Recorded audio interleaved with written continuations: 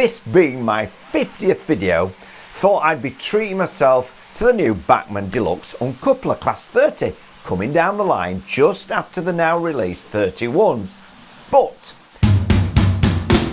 cancel that, save some pennies, branch out a bit and go for something to run with my Revolution Trains Caroline coach that I reviewed in Modeloco ml47. And on top of all that, going with a new manufacturer too, Heljan, or is it Heljan?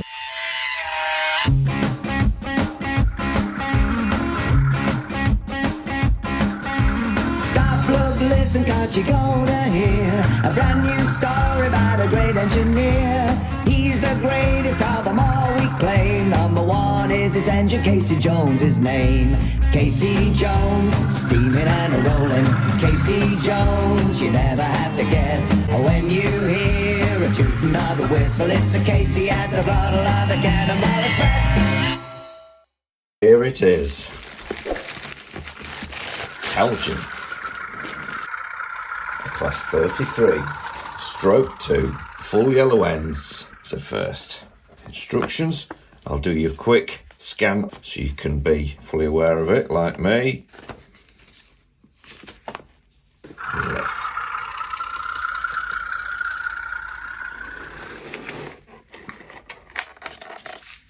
Silicone bag. And first thing I can state is the sheer weight of this. I have brought along with me today my Bobo Class 25 from Bachmann. Certainly not as heavy as that, but it's virtually the same. Can't be much in it, surely. Same packaging as Hornby these days. Oh my goodness, this looks super.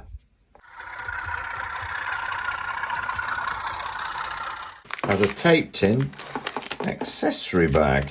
There's your bits. Not as I've seen them or used to seeing them.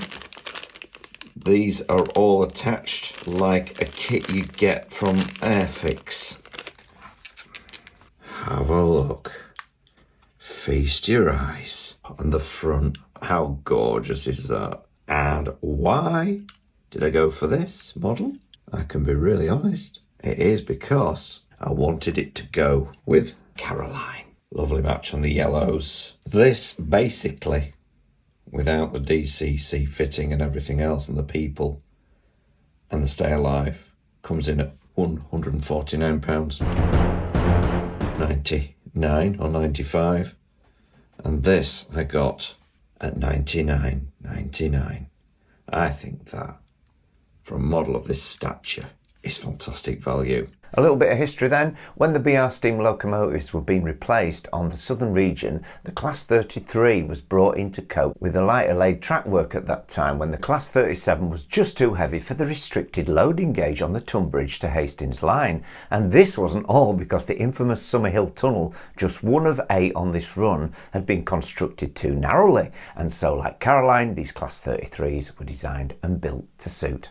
With its narrower width, the nickname Slim Jim was born, even though this led to the bankruptcy of the Birmingham Carriage and Wagon Works that gave us 98 of these great looking locomotives. Reliability lasted beyond privatisation, and due to all this gave us a very unique locomotive indeed. This scaled slimmer feature being one that Heljan have now addressed here in these 33/2 models. The Tunbridge to Hastings line was upgraded in the 80s and all tunnels widened to suit standard rolling stock. Other upgrades to this Heljan model include directional lighting to both ends, but no tail lighting, as was prototypical, and even though the front lighting units were mostly left unused too in later years or blanked off completely to stop confusion in real running situations, but to be honest, add a pleasing additional effect for me on this model. Heljan have also upgraded the 8-pin DCC decoder capability to 21-pin, and I found a way to simply add independently controllable DCC cab lighting to both ends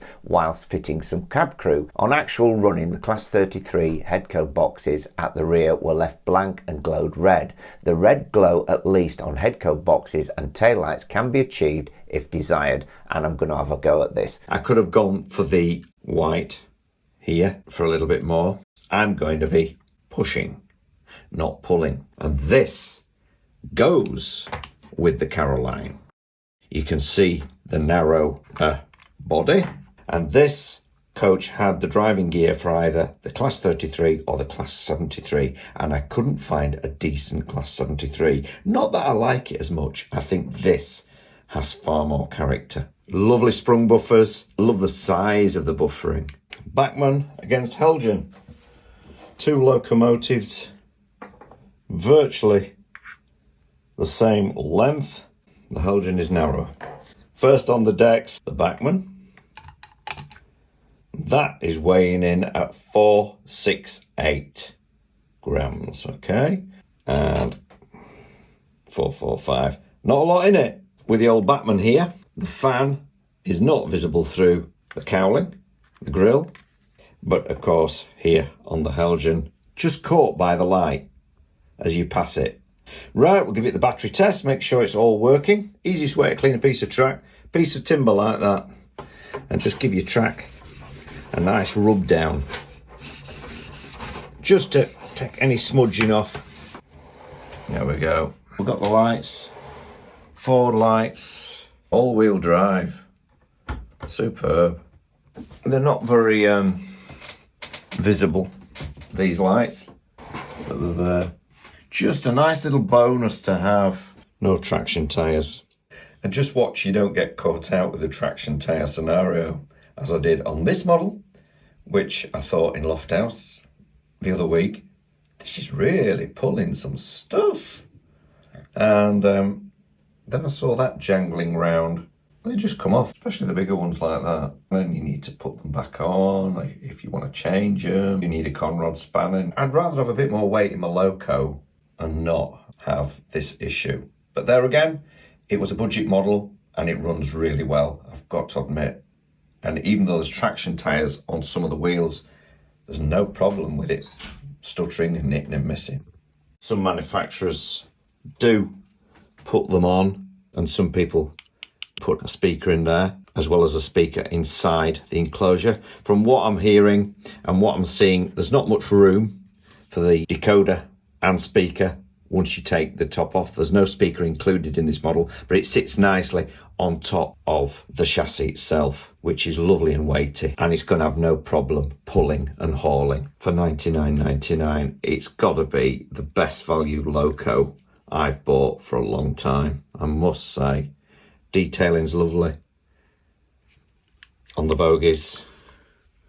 I'm liking all that. Different assembly there for the NEM pocket. Different idea on design. I'm going to have some drivers as well. Can't have legs on. As far as I know, the cab's just come out of the roofing. Window half open on this side. And here, transfer work is lovely. Sure you'll agree. I'm not seeing any bad paintwork. Nicely picked out door handle.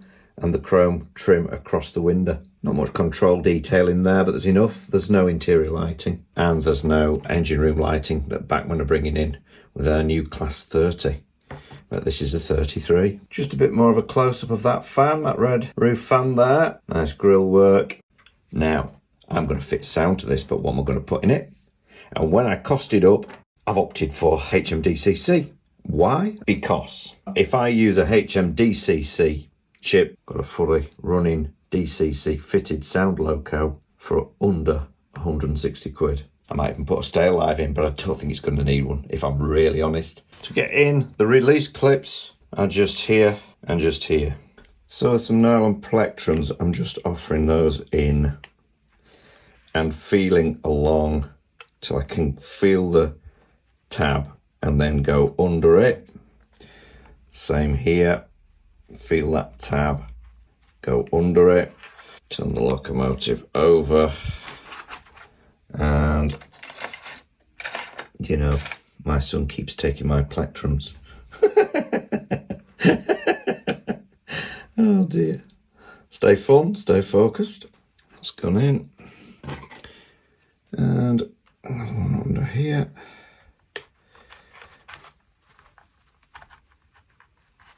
And then we should, with a little luck, there we go. You can see there's just the 4 tabs. If you want to see how I fit cab crew, lights and attempt a red head code glow, then head over to the Modeloco hub and become a member, seeing the exact parts used, learn more about me, modelling basics, more layout running trials, realistic incline tests, tips, tricks and much more. Whether you're in 00 or TT120, let's get back to the video. So yes, I've got the HM7000 Bluetooth decoder in a class 33, and there is no class 33 as yet on the HM DCC app. So which am I going to go for? I could go for class 47, but I think I might go with a class 31. It might not have the jangle that this engine had, but it's as near as damn it until Hornby release one. The app's free, you can download it for free, so when they do release a class 33, I can take full advantage of that at less in price. We'll go for it. Oh, that sounds nice. I like that. Oh, I like the sound. I think I've picked well. So let's just send it out. Oh, lovely. All ready?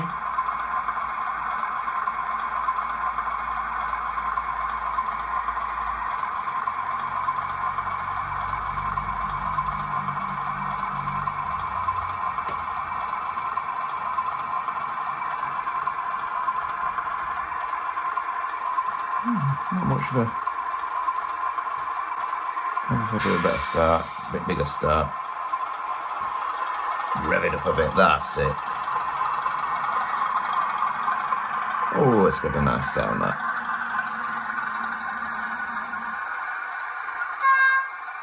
Lovely. Get some rev.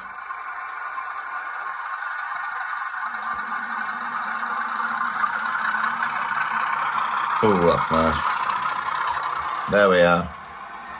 Now, one thing I am noticing that the detailing, a lot of this comes fitted, including the chain coupling, which will have to be removed if you're going to fit a normal coupling on. All those downpipes look all fitted, all extremely delicate, very beautifully done. When I put the tension lock coupling in, I noticed some of the pipes were still fouling. Some people have said they're all right, but they're definitely not on this model anyway. They were fouling away. I didn't want to get rid of the hook, but I wanted to get rid of the linking because it just dangles down and gets right in the way. And the only way you can really get it out is to chop the pin out. So if you can see, I've just chopped the pin head off so I can get it out. So it could be used again, I guess, in future. And then I haven't pulled the hooks out. And there are all the bits that I've had to just take back. Sadly, had I not had to do it, then I wouldn't have done. My tightest radius is a second radius, but that being said, I'll keep them in the packet. And who knows, the snow plows, they're not clip-on, and I'm not going to add the sort of radio onto the top of the roof. I'm not going to do that. And these tension lock couplings are cranked. A bit like my Hornby HST Valenta. You wouldn't want to get them mixed up with all your others, would you? Because then you're going to find yourself in a right pickle. You'll forget the cranked, you'll put the others in, and you'll wonder why your coaching stock and rolling stock won't all match up. It's their own design sort of coupling assembly, so we'll see how it goes. It's nice and clear. Let's get up into Lofthouse. The Class 33. It's a nice locomotive to handle. You're not too concerned about bits breaking off, apart from those vacuum pipes, you know, that weren't ideal. 4F is the back of the unit on this particular model. Might take the lights down a bit just so you can see the lighting work. We'll bring it in and have a look, shall we? Start it up.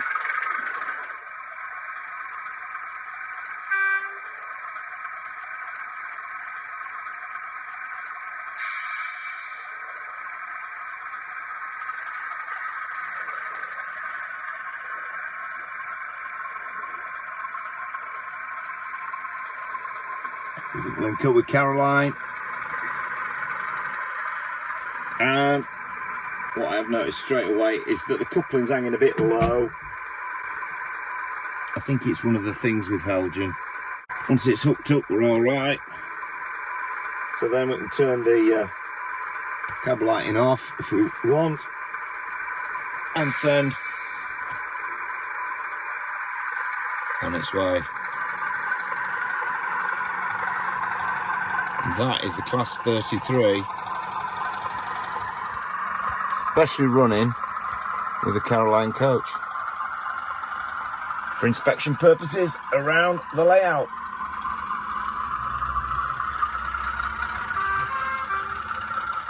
Bringing it back into the station.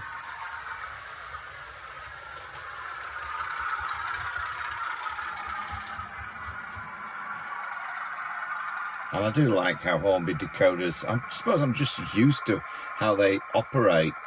We'll take it round the other way, see how it fares.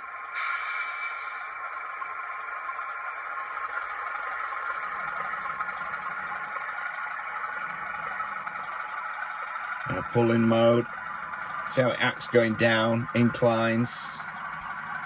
Some of the back ones do tend to lose themselves a bit on the gearing for some reason.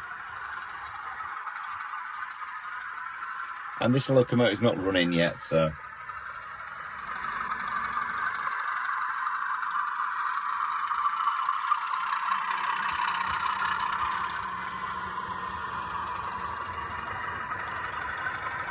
I've seen no visible cogging, you know, as it's gone down inclines either. Yeah, lovely and smooth.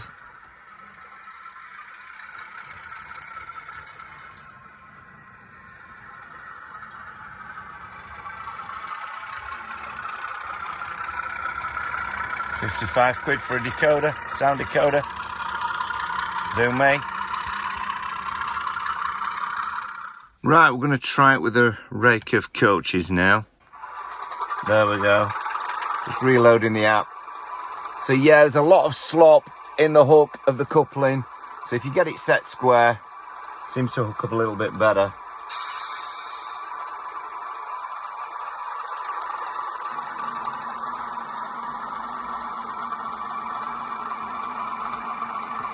See what I mean?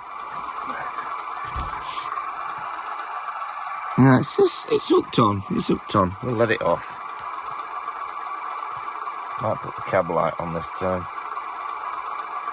Right, let's give it a bit of a run for its money with a set of coaches. See how it goes up the incline.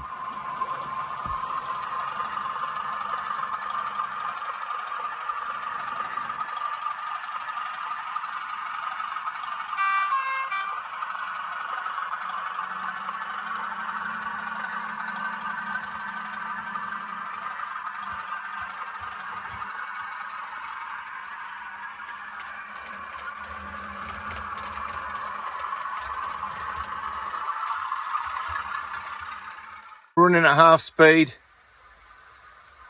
Let's see how it fares. The notorious bit, probably right in the centre of your screen.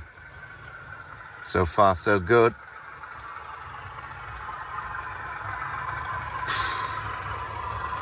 No issue.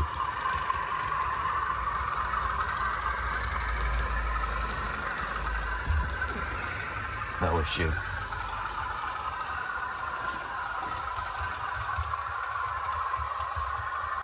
Okay, for this run, another couple of carriages added. See how we go up the notorious Fulcrum Fell. But I've got a feeling we're going to be all right. Nice and smoothly out. Again, going at 50%.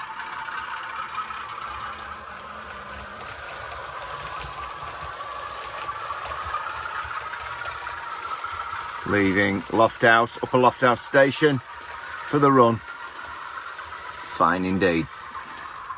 See how we handle on points.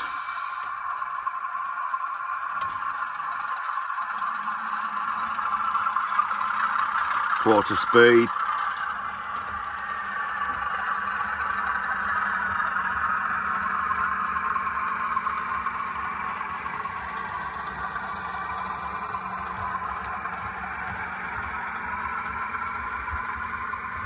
No flickering from the cab lights.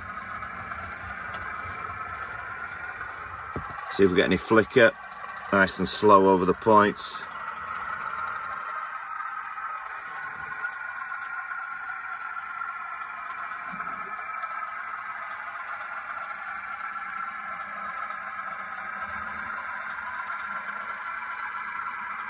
Well, that's certainly how a locomotive should run, in my view.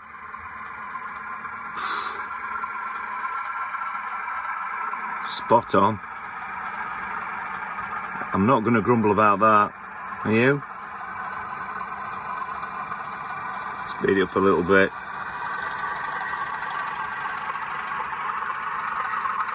So yeah, I'm really glad I've added the cab lights to the Class 33.